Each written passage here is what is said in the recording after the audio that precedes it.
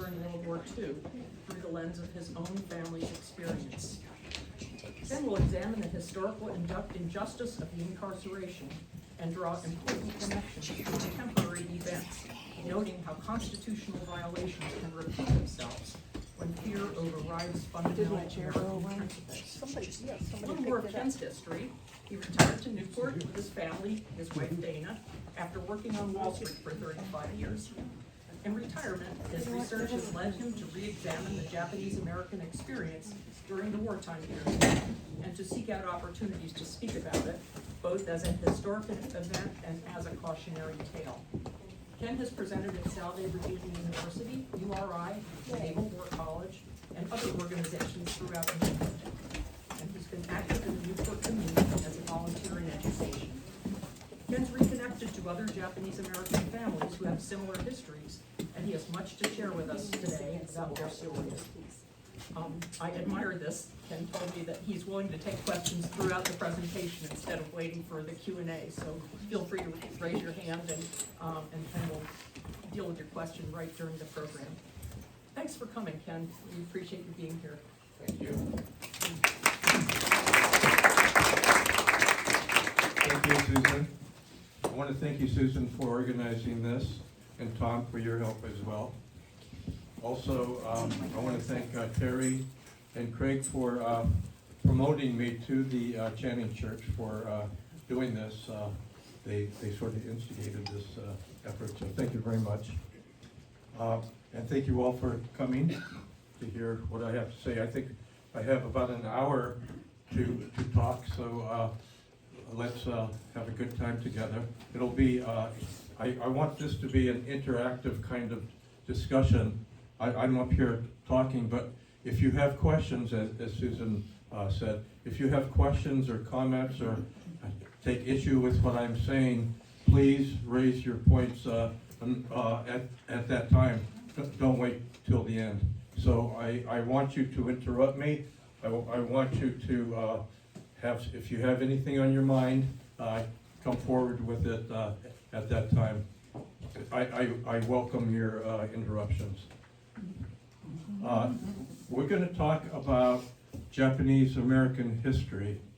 We're not going to be talking about Japan. We're going to be talking about America. We're going to be talking about what happened to the Japanese Americans during World War II and the consequences and implications after that time. Now, can everybody hear me okay? Yes, we can. Now, this subject is very important to me because my family suffered during World War II what the U.S. government did. And also, this subject is very important because even though this happened 80 years ago, if you look at what's happening today, I think you'll see that history is repeating itself. And so, as I speak, keep in mind, even though we're talking history, think in terms of what's going on today and the connections that are made between what happened to the Japanese Americans in 1942 through 1945 and what is happening to America in 2025 and over the next few years. So you have my information there. If you have any questions or comments after, you can get in touch with me. I'll be very happy to spend time with anybody if you want to talk on the phone or get together over a cup of coffee. So we could do that. So I'm going to start by talking about my family. This is in America, in Alameda, California, about 1918. My mother and father or my grandparents are not in this photo, but there are cousins and uncles, and you could see that there are two groups of people here. You have this older generation. This is 1918. You have this older generation of people. That's the first generation of Japanese Americans to come to America. They probably came, as my grandfather did, around 1905 to America. They came because this was a land of opportunity.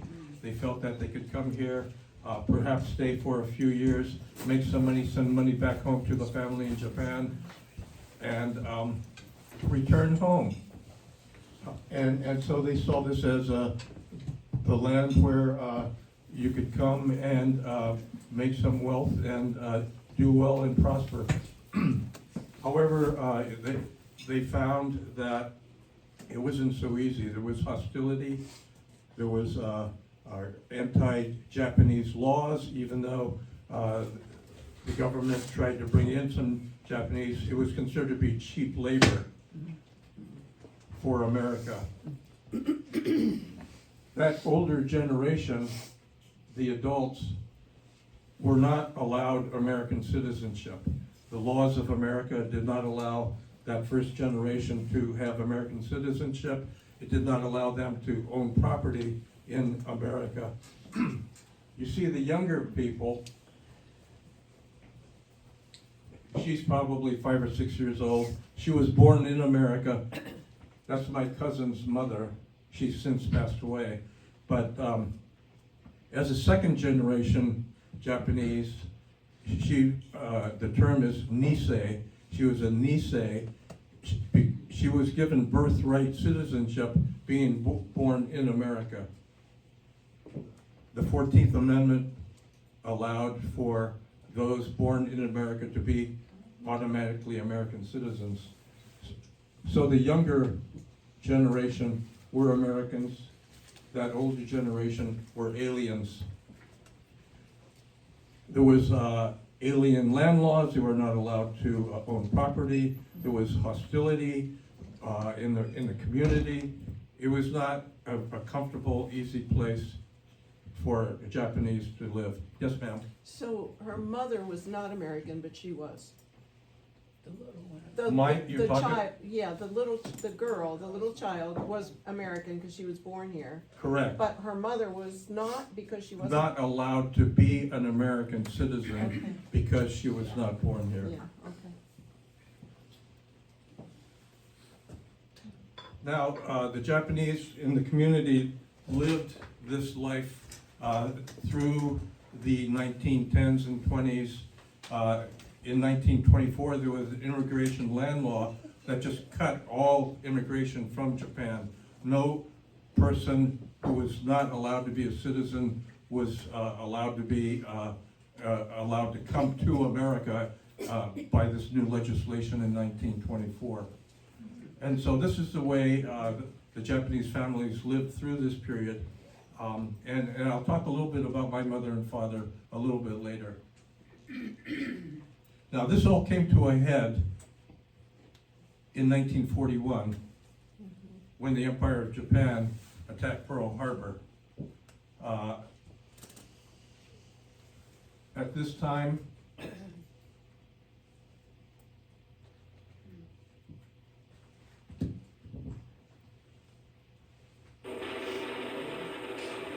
my dad was listening to the radio, then we found out that Japan attacked Pearl Harbor. And we knew something bad was going to happen.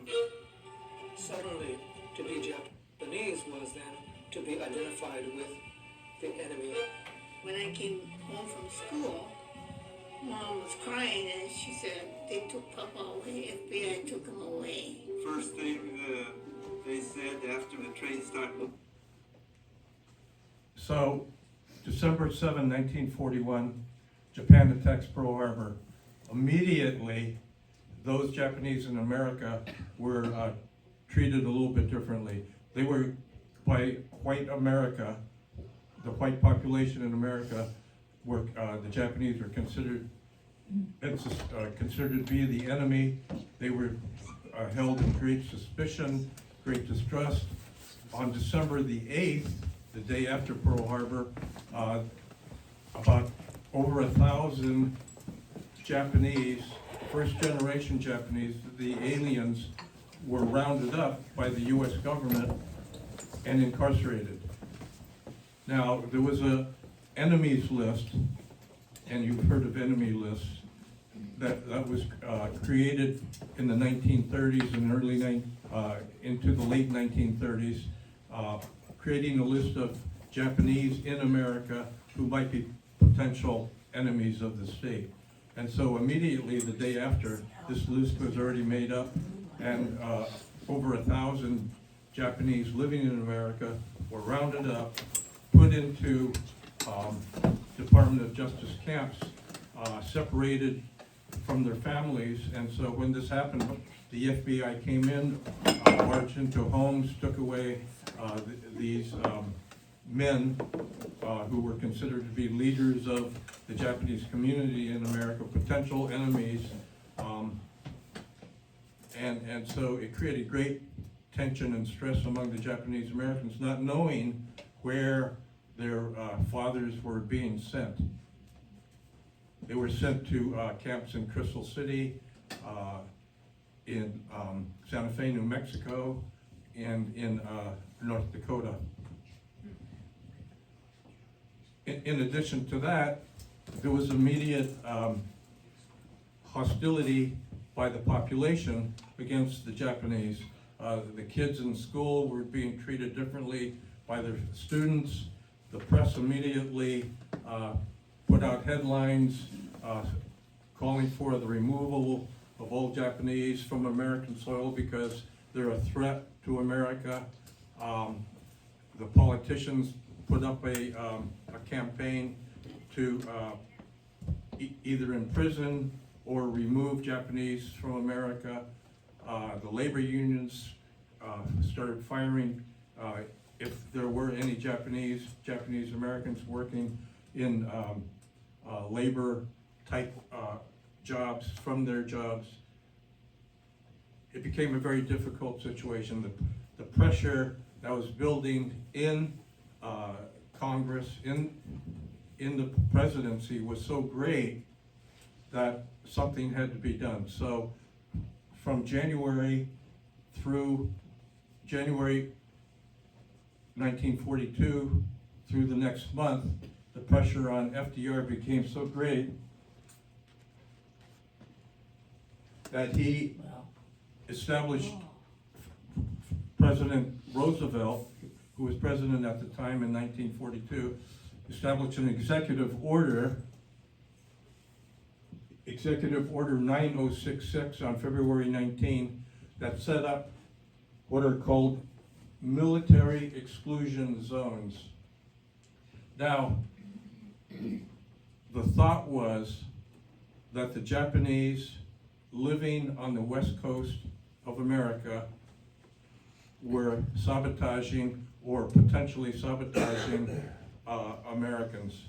White America got very concerned, just did not trust any Japanese, felt that the Japanese were sending radio signals out to sea to signal the Japanese Navy to come in to attack Los Angeles or Seattle, that they were using shortwave radio signals to alert the Japanese Air Force to come in and attack the West Coast.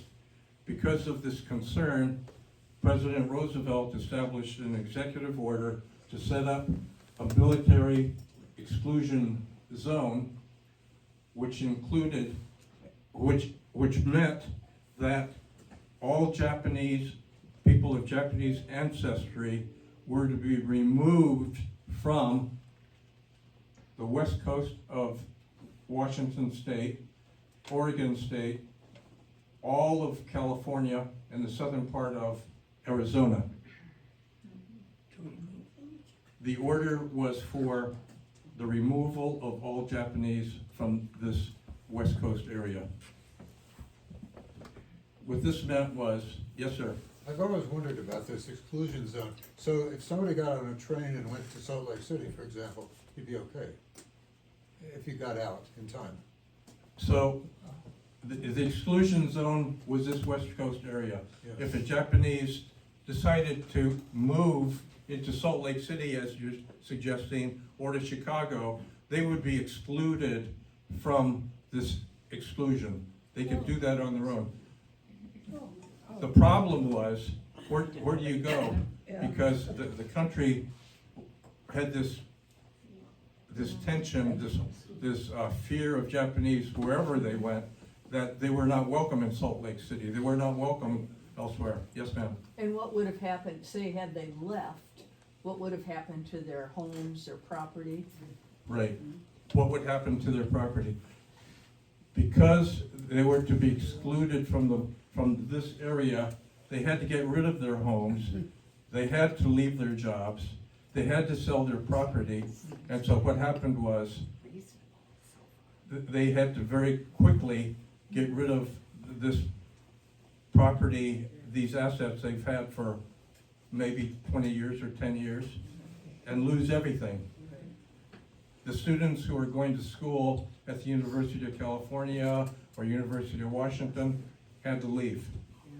Those who had fishing boats in San Pedro Harbor off the coast of San Francisco, Los Angeles, had to sell their boats. People had to sell their houses quickly. Yes, ma'am. By 1942, how much intermarriage had there been, and in cases where there had been marriage with white Americans? Would have to The question is, was there interracial marriages in 1942? by then, were there some? I believe that the laws restricted interracial marriages at that time. Yes. Yes, but this might be a off the, a different question, but because of the way America was then, did they get the Chinese and the Koreans and the Japanese mixed up and just grab them all? Like they're doing now, if somebody looks tan? Well, the Chinese, after this executive order was signed, not in every situation, but they wore signs saying, "I am not Japanese. Oh my God.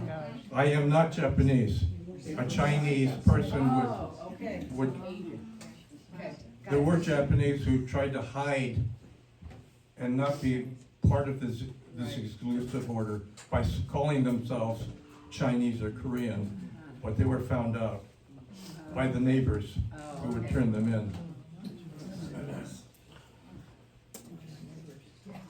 Question?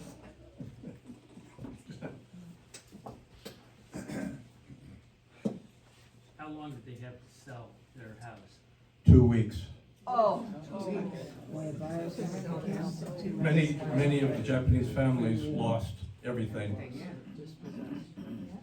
Nurseries, garden centers, retail stores, farms.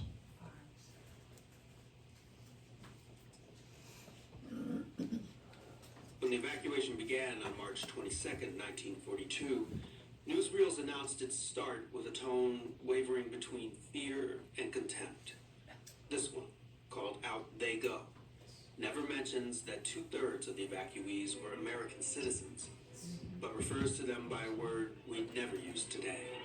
Japs evacuate vital West Coast areas for the national security. At Los Angeles, 36,000 Japs see the handwriting on the wall and sell out their goods before their voluntary departure. Evacuation wasn't voluntary, it was the law. And before it even began, came mayhem, theft, and loss. People were only allowed to take to the camps what they could carry on their backs. They had to make arrangements to store or get rid of everything else they owned on short notice. The lucky ones got 2 weeks, some only a few days. Most Japanese Americans had to leave their properties behind. There's lots of incidents when, they were cheated or they weren't given full value for their property. There were a lot of fire sales that happened, so they had tremendous losses. A congressional report 40 years later detailed some of the loss. One proprietor had to sell her 26-room hotel for only $500. Refrigerators were extorted for $5 or less. One man poured gasoline on his house, determined to burn it down rather than leave it behind. His wife stopped him, saying, "We are civilized people, not savages." Empty streets and vacated stores stand in shadows. And in the country, the same story, abandoned farms. So that was the situation.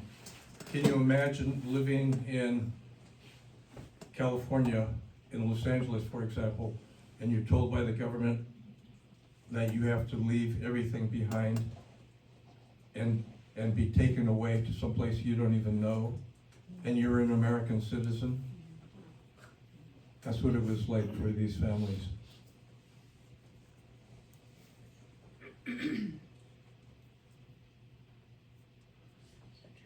So here's a family that's waiting for their bus or train to be taken away out of this military exclusion zone. You could see the grandpa, who's a first generation gentleman, and the children who are presumably American citizens. They have a name tag, they have a family number. The government imposed on every family a number. My family number was 19537. So if you go into the archives in Washington today and you look up the name Nomiyama and find our family record, our incarceration record, you could see Nomiyama 19537.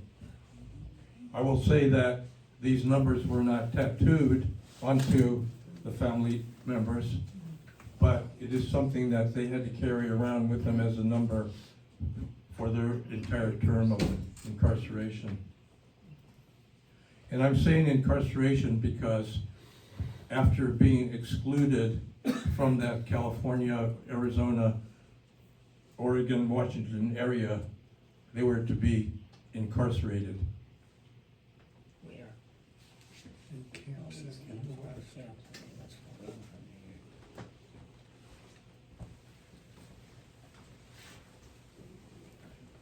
So what happened with this exclusion?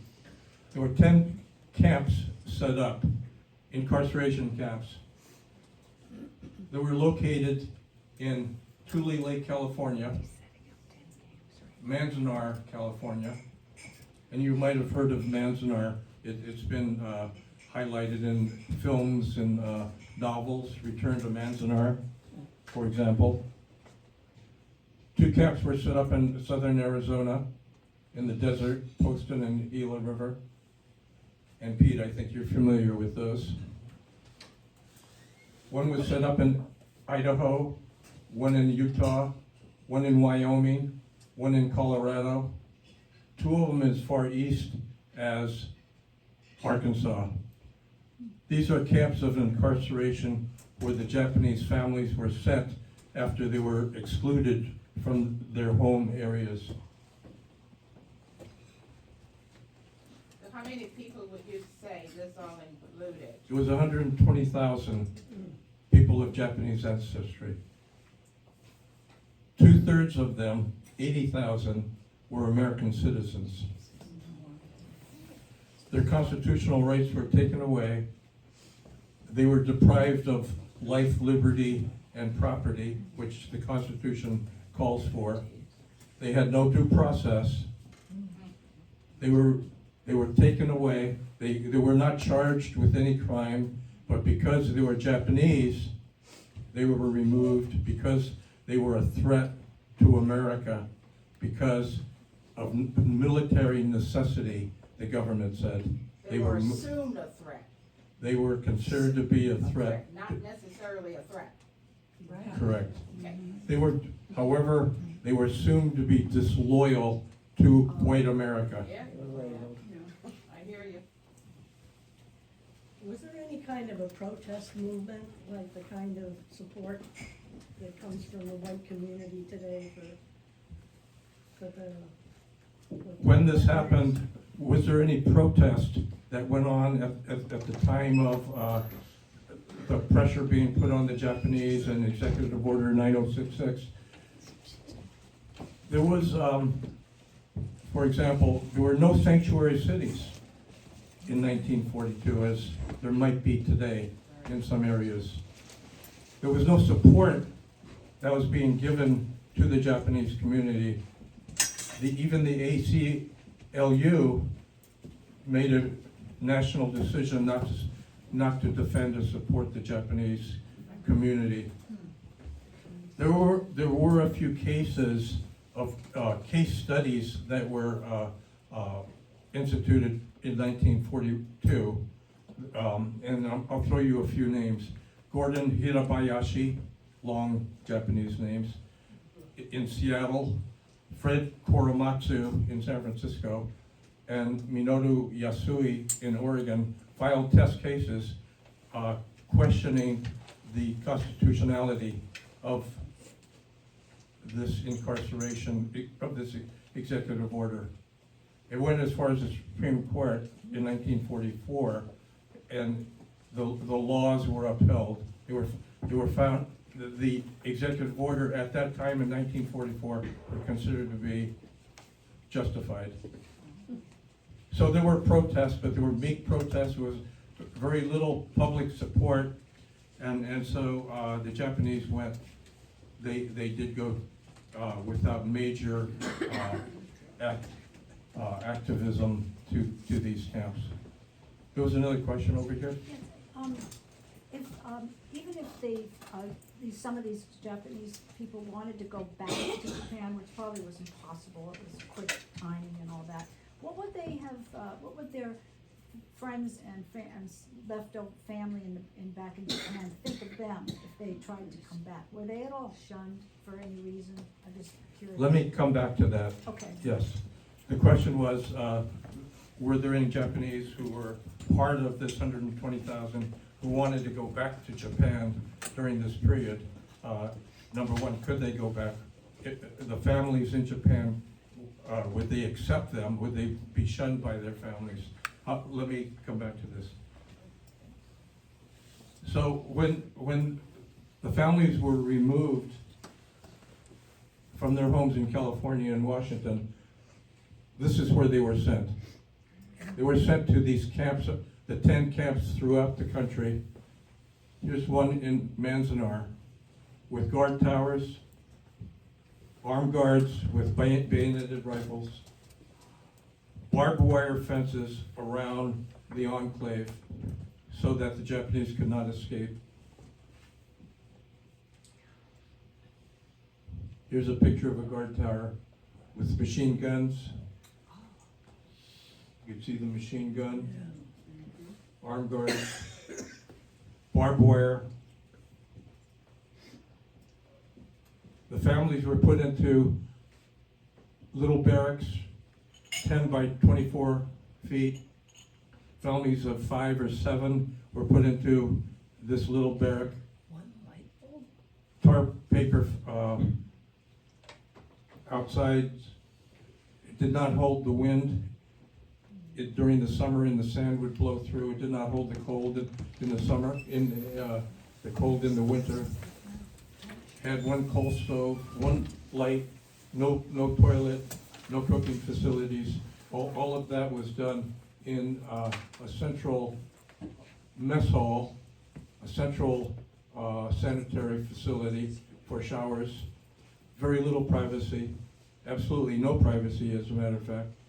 These units where they lived had walls, but the walls did not go all the way to the ceiling, to the roof, and so you could hear what was going on in the next unit. The toilets in the latrine areas had no barriers or anything between them, so everything was very public. The toilets were one next to the other. It was not a good situation, not a comfortable situation. Now, during this time, even though there was this incarceration, I want to come back to this. This is my family.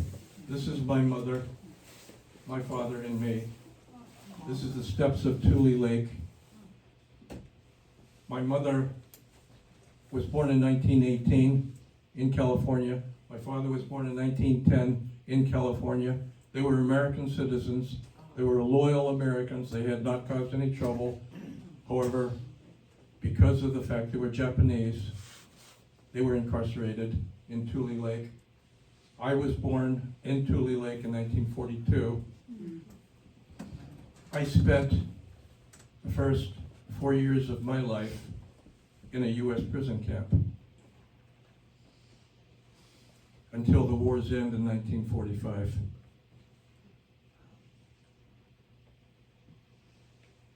So the government still, even though they incarcerated the Japanese because of a question of loyalty, this lingering question continued. Are you loyal to the 120,000 Japanese who are being incarcerated? That was the question. And the question was being raised because the country needed soldiers to help fight the war in Asia and Europe, and they needed more soldiers.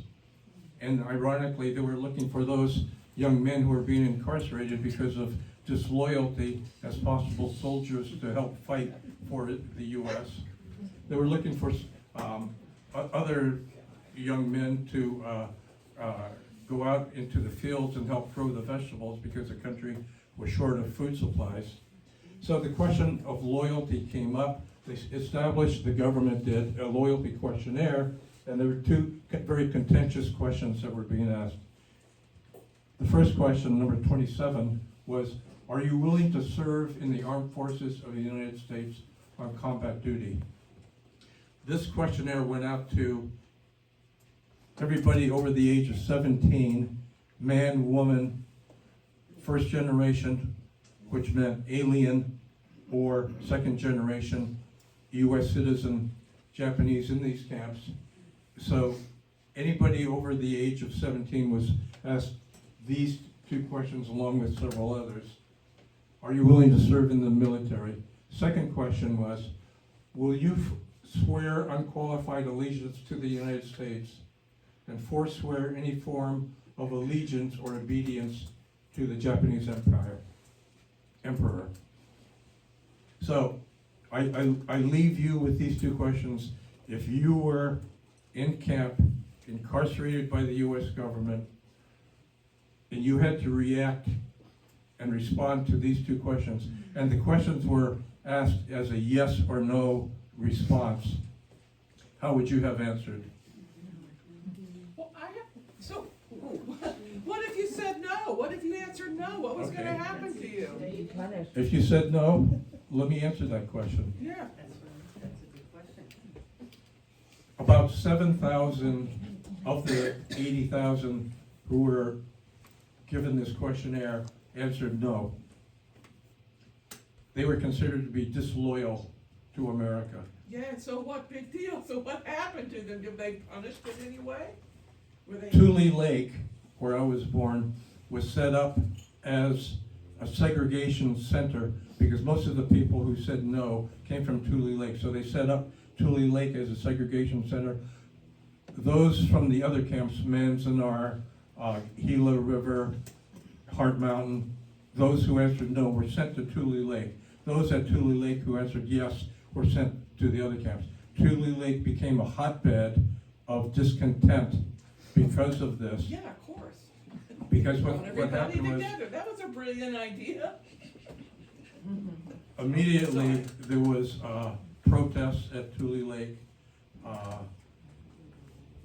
The government came in, the FBI came in and started searching through individual barracks unannounced. There was a shortage of food, there was a shortage of medical supplies. The second one was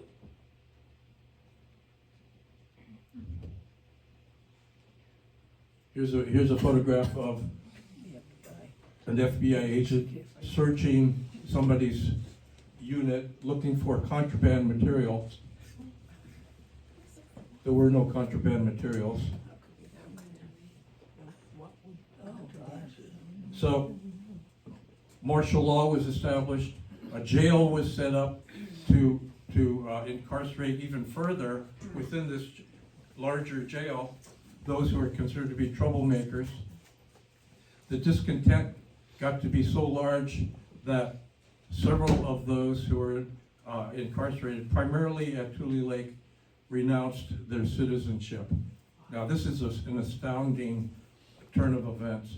An American citizen giving up their American citizenship because of their feeling that I'm no longer protected in my country. The Constitution is no longer protecting me. Therefore, about 5,000 of these Japanese decided to give up their citizenship. The government, because of the laws that were reestablished, accepted this renunciation of citizenship.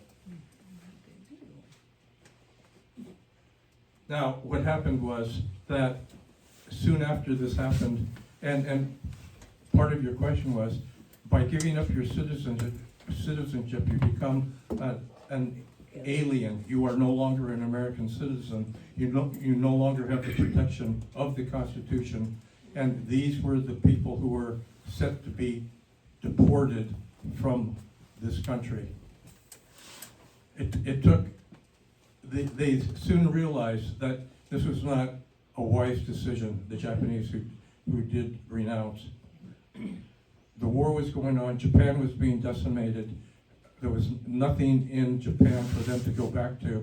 The families there had very short food supply. Their lands were being destroyed. So they were not welcome back to Japan, really. And those who had renounced, who had given up their citizenship, had second thoughts about this. They tried to turn around that decision, and there was one man by the name of Wayne Collins, a lawyer who was part of the Northern California ACLU, who by himself fought for these Japanese families for 25 years, and finally, one case at a time, got back the citizenship for about 5,000 of the 5,500. Yes, Joanne? Well, I just wanted to tell you, when I was in middle school or junior high school, I heard about this, and I went home very distraught. And one of my uncles, who did fight in World War II, but over in Europe, he said, "Oh, honey, you got it all wrong. That was the president was trying to protect them, and that's why he put them in these places so they wouldn't be hurt by Americans." Right. It wasn't until I was in high school that I found out. Now, whether he believed that or not, I don't know. But it was like, really, because I thought that for quite a few years. That was the perception that many Americans had. So it wasn't just. But it was not for the record, it was not for the protection of I know those that. Japanese families. Yes. Crazy. Now, quickly, I'll talk about the military. The U.S. was looking for soldiers to fight in Asia and Europe. There were those who said, "I'm not going to fight. I'm not going to be willing to be drafted. The country has taken away my rights. They're treating my family this way. I'm not going to. I'm going to resist this." And therefore, as a result of that, about 300 young men were what were called draft resistors. Others who were Japanese Americans who were already in the service decided they were not going to continue their basic training. And for the most part, the government took them to trial, and they were incarcerated. They were found guilty, they were court-martialed, they were given dishonorable discharges. My uncle was one of them. He was sentenced to 4 years at Leavenworth Federal Penitentiary. He was dishonorably discharged, lost his, he was court-martialed, and found that to be his consequence for the decision he made not to fight until he got his conscience cleared, he said, for what the government was doing to me and my family and treating us in this manner. Questions? There were those, however, who decided that they would be drafted. And so throughout the World War II, there were about 25,000 Japanese Americans who fought for America in Asia and Europe. They were put in the European theater, into segregated battalions. In other words, it was a pure Japanese unit, And the reason for this is the government, again, did not trust the Japanese enough to integrate them with the white American soldiers. The white American soldiers did feel a little bit of discomfort having a Japanese guy fighting next to them. The unit that was set up was a segregated unit, and I'll talk a little bit about that.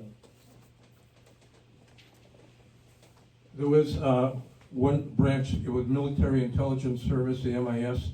They were in Asia, in the Pacific Theater, and these young men and young women served primarily as interpreters and interrogators of the Japanese prisoners, the prisoners from the Japanese army. The other side were those who fought in Europe, and this was a 100 Infantry Battalion and the 442nd Regimental Combat Team. This 100th Battalion soon integrated into the 442nd. I'll talk about them for a moment. Now, what happened was that these young men who decided to fight for America, to a large extent, did so. And these were young men who were being incarcerated. They were in the camps. They were prisoners along with their mothers and fathers, but they decided to sacrifice or to fight for America and possibly give up their lives. But to a large extent they did so because they so desperately wanted to prove to America that they were loyal, that they were good citizens, that the country had made a mistake by incarcerating these Japanese families. So the 442nd 100, they fought in Europe, they fought in France, Italy, and a little bit in the southern part of Germany. They were involved in the Vosges, La Fontaine. They were involved in the liberation of Rome. There was a famous battle, the Lost Battalion, a Texas battalion, was entrapped by the German soldiers. There were 500 of them. They were soon to be decimated unless a rescue came in. The Japanese 442nd were called in to rescue the Lost Battalion. They did so to save 500 members of this Texas unit, but it cost them 700 casualties. Here's the 442nd capturing some German soldiers.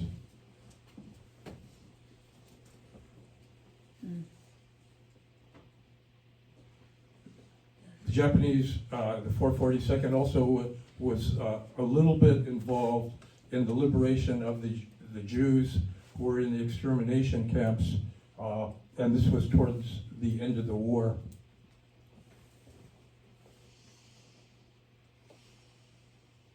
So the war ends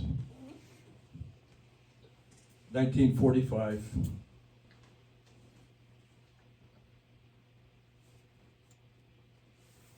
And in that same period, the camps pretty much closed, 1945. Yes, sir? You talk about Japanese from the West Coast. Were there many other Japanese who were in the main part of the rest of the United States and how were they treated, or what happened to them, if there were? The concentration of Japanese who were in America were on the West Coast because of the immigration geography. They ended up in California, San Francisco, Los Angeles, Washington. There were perhaps 20,000 or so Japanese who settled in Chicago or New York. Outside of that military exclusion zone, they were not subject to that same incarceration. They were free to live as they had. Yes, sir. A follow-up question. For those who did volunteer to fight for the United States, was there any benefit to their families who were in the camps? No, there was no benefit to their families. There were cases where, during basic training, where the young soldier wanted to visit his family at Tule Lake, for example, and they were denied that right to visit the family. The families were treated no better or different had their sons not volunteered to serve.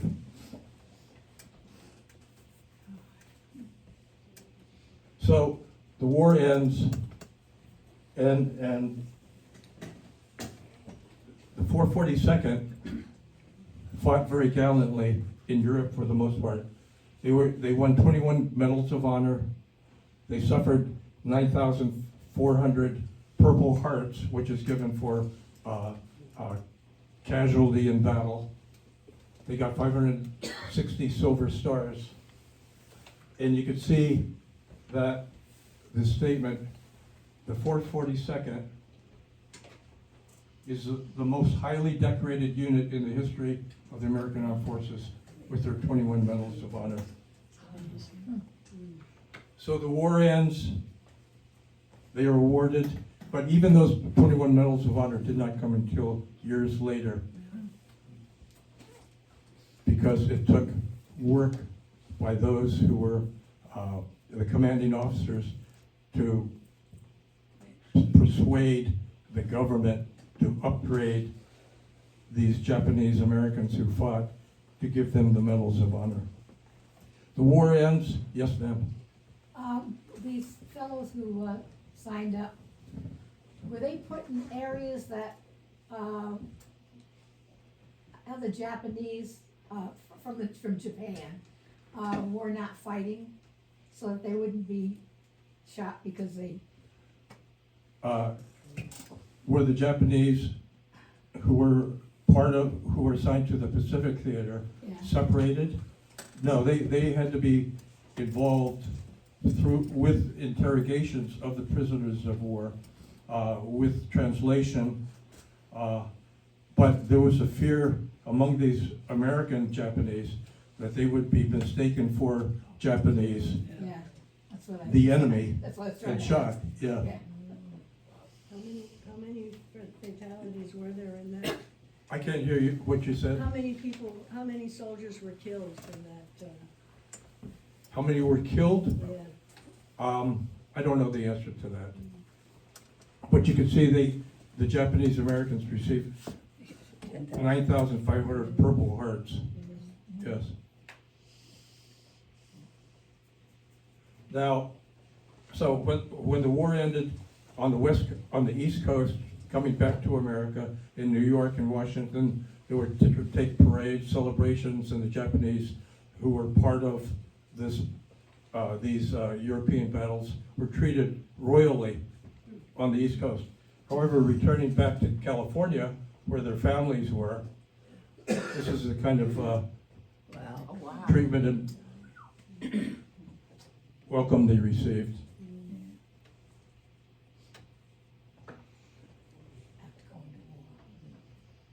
Yes, sir.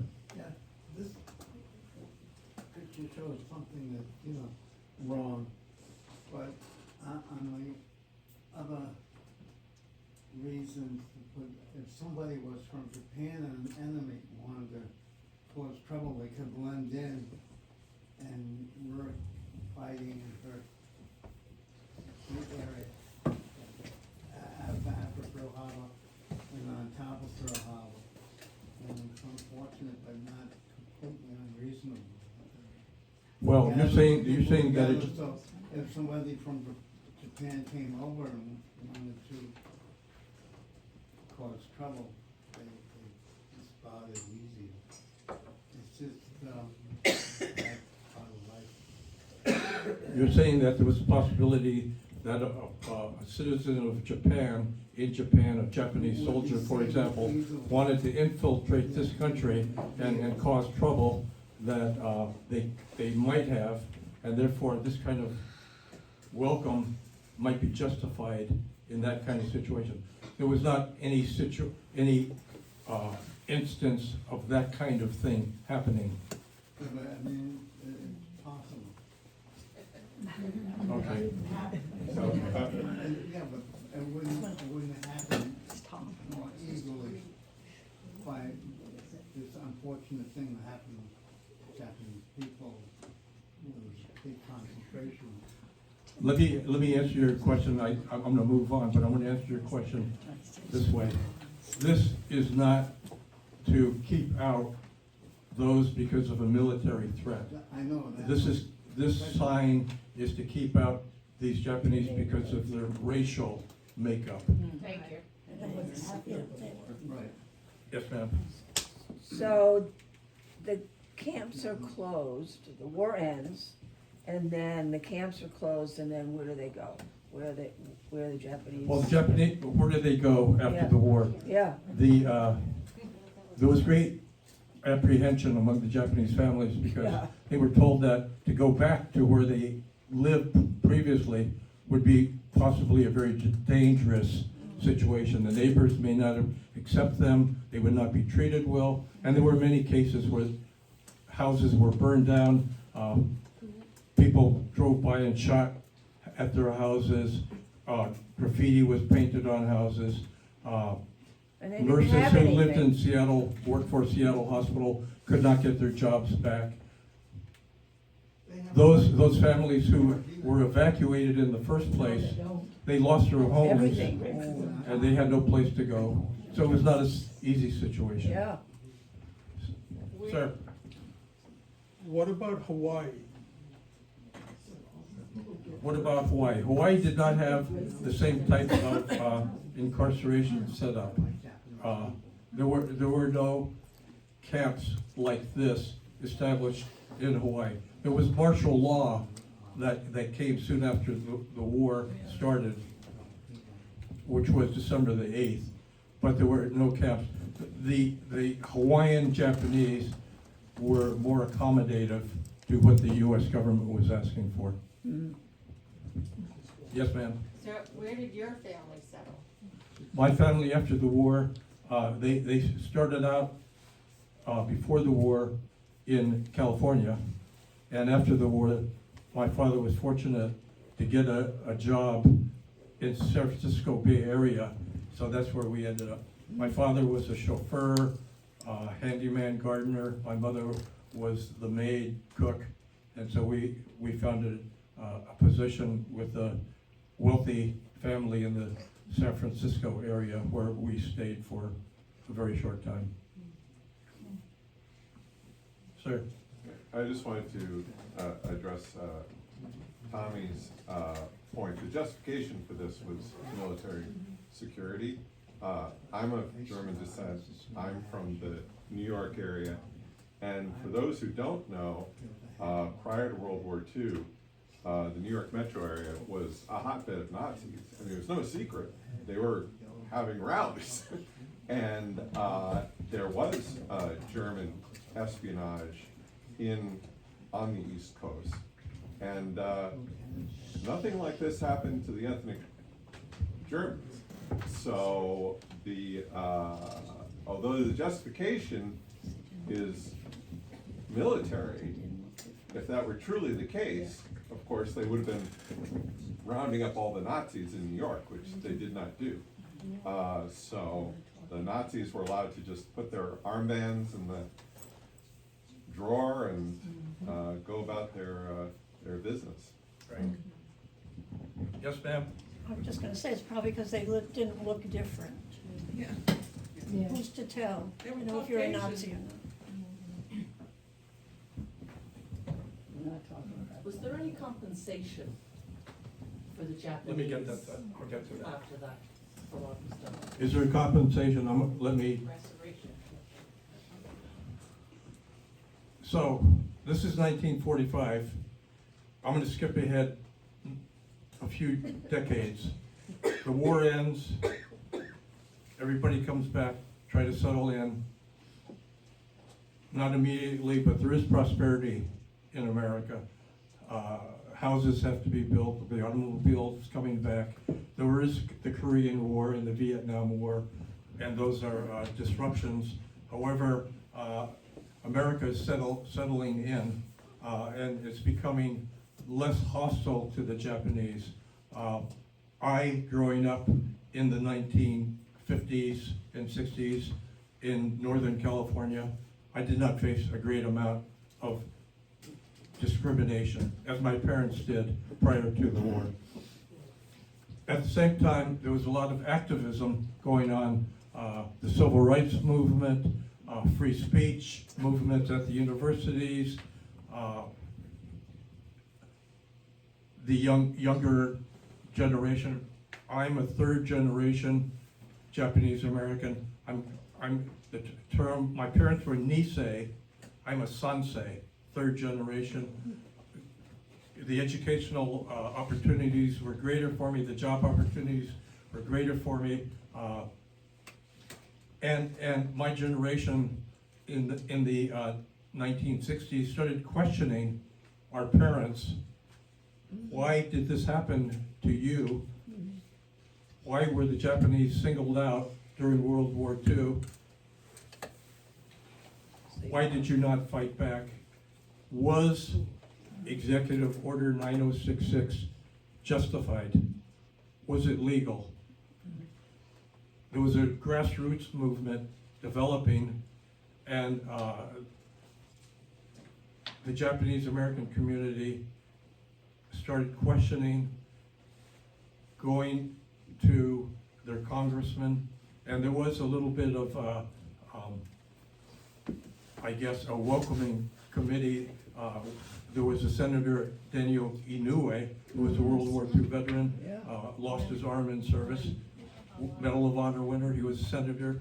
There were a few congressmen, Japanese, and they took this to Congress. Jimmy Carter established a commission when he was president, Commission on Wartime Relocation and Internment of Civilians, to question this. What caused the government, FDR, to do this in 1942? Was it justified? This a commission was established of some distinguished American citizens. They went around the country getting testimony, and they had meetings with maybe 800 Japanese Americans who suffered through the incarceration during World War II. There were several thousand other written testimonies that were put in.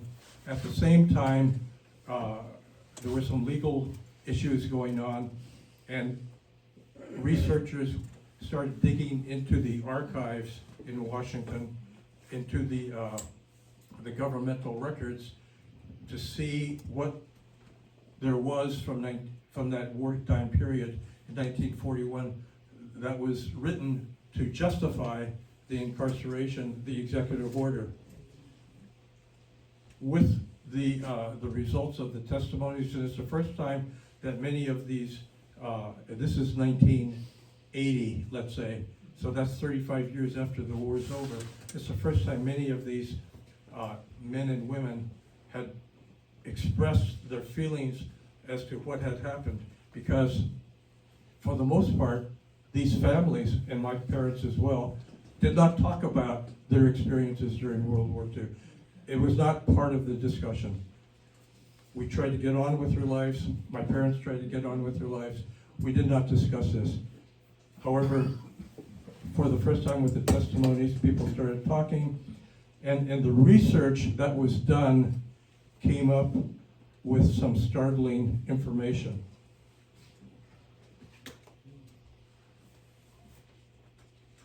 And so what this was not only to question the legality of the executive order, but to seek some sort of compensation for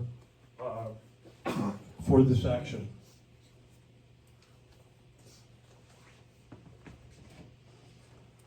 The result of all the research and testimony led to many startling pieces of documents uncovered, and I'm going to read you a little bit of it. This first one, it's naval intelligence. The entire Japanese problem has been magnified out of its true proportion. This was written in 1941. So this is after Pearl Harbor. J. Edgar Hoover, head of the FBI. The necessity for mass evacuation is based primarily upon public and political pressure rather than factual data. Here's a memo to the Attorney General. And I'll preface it by saying General DeWitt was the general who was in charge of this entire incarceration program. He and his subordinate, General DeWitt and his subordinate, Colonel Benditson, was to DeWitt what Stephen Miller today is to Trump. And if, for your information, Stephen Miller is in charge of, I would say, as chief of staff, the immigration policies that Trump has imposed, and as well the deportation program. So General DeWitt, in 1941, you will recall that General DeWitt's report makes flat statements concerning radio transmitters and ship-to-shore signaling. That was the fear that the Japanese were sabotaging America,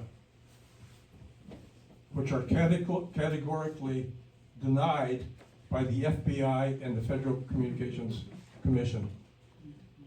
There is no doubt that these statements were intentional falsehoods.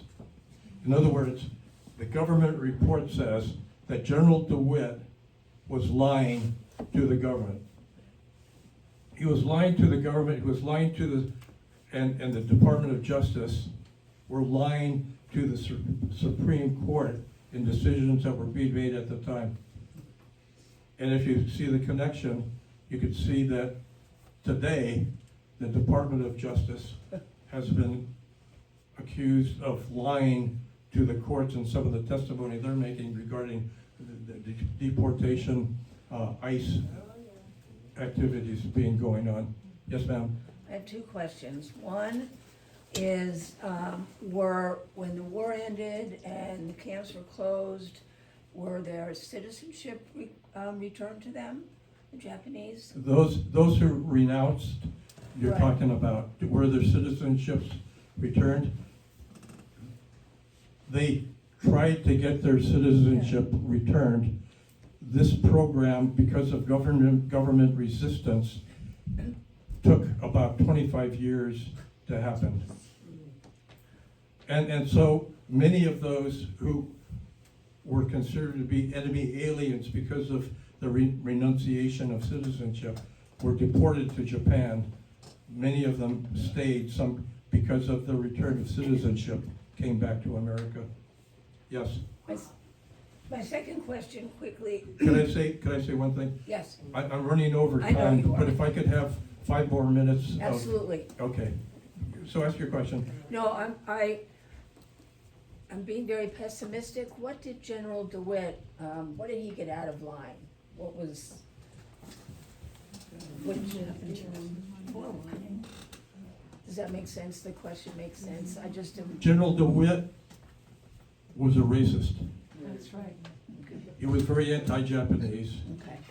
He got out of this, and I'm just saying my personal Yeah. view, is that he got to punish the Japanese in America for what he felt For his own- was a justified reason. His own sickness. Yes.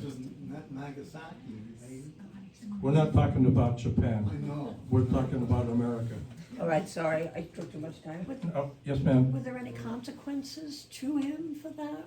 Or did he just? He go went on to Become- lead a very illustrious military career. That's what I thought. Yes. Of course he did. America's not all Protestant.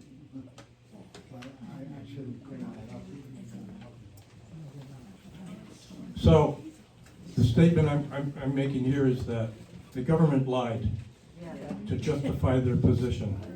They distorted information, they hid information, they changed information, and they lied. in 1942, and think about today. Yeah. So the conclusion that the government made in this report was there was no military necessity for incarceration. Executive Order 9066 was not justified. And the statement that's made is the cause of this was race prejudice, war hysteria, and the failure of political leadership. That is the verbatim statement made by the commission in our National Archives. 5 minutes? Can I have 5 minutes? Yeah. And I would add to that, the cause was the lies that the government told. So here's President Reagan in 1988. My fellow Americans, we gather here today to right a grave wrong.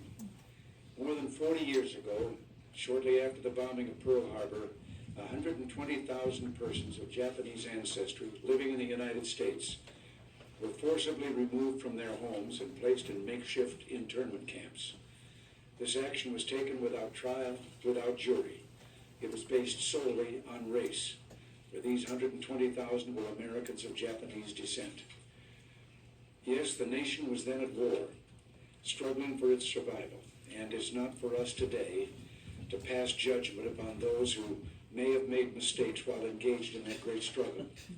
Yet we must recognize that the internment of Japanese Americans was just that, a mistake. So, President Reagan acknowledged that the government made a mistake.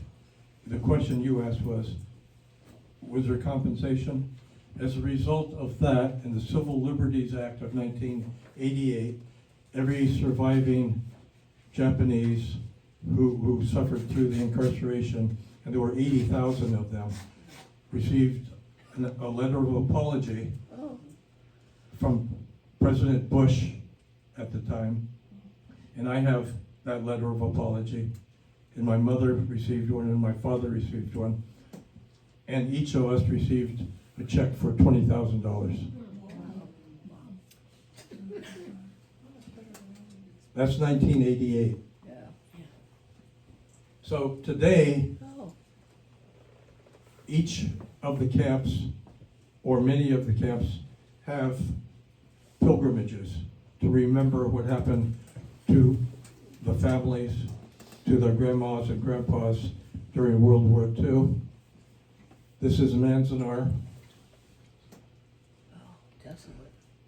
Executive Order 9066 was signed December 19. Every year there's a day of remembrance, February the 19th. And throughout the country in the major cities, there's a day of remembrance by the Japanese community. Tule Lake, where I feel very close, there's a pilgrimage every other year. There's going to be one in 2026. And the reason we have a pilgrimage is to remember what happened, try to get our younger generation to understand what happened. This is a photograph of my family. I've made it a point to get my children, and I have 3 daughters shown here, and 1 daughter is here, and my wife is here. And my granddaughter at the time was an infant. This is at Tule Lake. Wow. And the background picture is where 400 of us stay for the pilgrimage in Klamath Falls, which is the university. It's called OIT, Oregon Institute of Technology. They have dormitories there, so we could stay there. The reason I wanted to show this photograph is it's important for me, for my children, to understand what happened to their grandparents, to the Japanese community. I want them to understand it. I want them to be able to take that information and, if possible, to move forward with it. And so it's important for us to understand the history of what happened. This is 80-year-old history. But what's going on today is it's very important to know this history, not only for what happened, but because of the changes that are being made to history today. There's a website for the Tule Lake Committee and the period of incarceration. The government, the current administration, had to try to take that website off the system and to change the wording. The Tuskegee Airmen had a website. The government took that away. The head of the National Archive and the Library of Congress, these two organizations, the heads of these organizations were removed by our administration. So I'm saying to you, know the history and know it well enough so that if there are any distortions to it, you would know better, and we could fight together to try to bring things back the way it should be.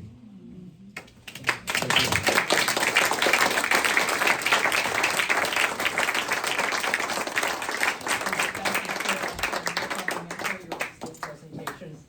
Yeah, moving and concerning. I know we're all going forward with a lot of information. Thank you. Thank you very much.